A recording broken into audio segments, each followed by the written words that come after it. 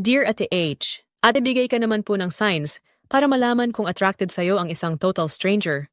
Okay, my dear sender, here are the 5 subtle signs para ma-detect mo kung attracted sa'yo o crush ka ng isang stranger. Una, prolonged eye contact. Eto napaka-obvious nito.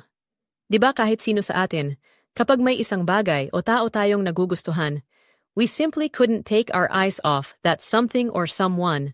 So magandang senyales ang matagal na eye contact para masabi mo kung crush ka ba ng isang taong hindi mo kilala o nakasalubong mo lang sa daan.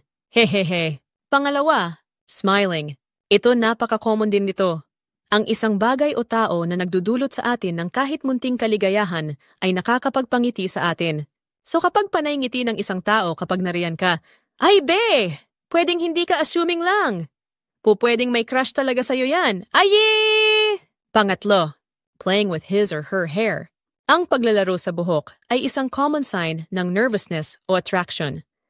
Kung nakita mong nilalaro niya ang kanyang buhok kapag kasama ka, maaaring ito ay isang subtle sign na interesado siya sa'yo.